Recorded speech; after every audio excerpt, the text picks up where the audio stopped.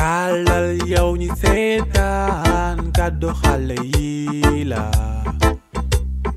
tàppeel yow ñi seetaan. waa kii di Guro Bébé cey yaa ngi si entraînement yi de ak ñeme entraînement kii. bay démb xoolal man caaxaanuma de yow booy caaxaan man caaxaanuma démb ñëw naa sa kër sama 200 000 yi fay ma ko atte boor fay.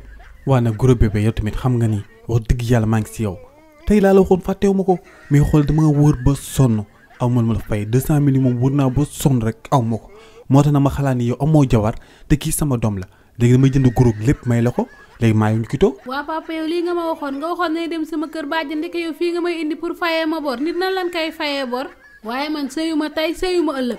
ah waay man de nangu naa man moom nangu naa. da ngaa sañ bañ yow sañoo bañ di xanaa gisoo ko ma la may man sama doom ji koñ bi moo fi dàq di. yow moom xaw ma Guro Bébé xaw ma waaye boo def loo ba dugg si man booy nelaw ma sotti la ndox mu tàng wala ma jam la.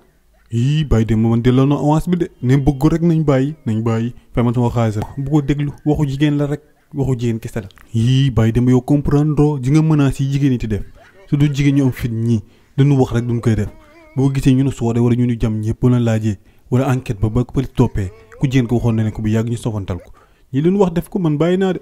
waaye Guro Bébé ni nga toll nii yow amoo fit affronté kii nag kii jigéen la rek yow ni nga toll nii kay kii waru la mën a jaaxal. yii bàyyi dem sama am fit ndox bokk si ndox mu tàng wala paak fekk la ngay nelaw doole du si am amu si njëriñ ah kuy nelaw mënuloo sa bopp dara di.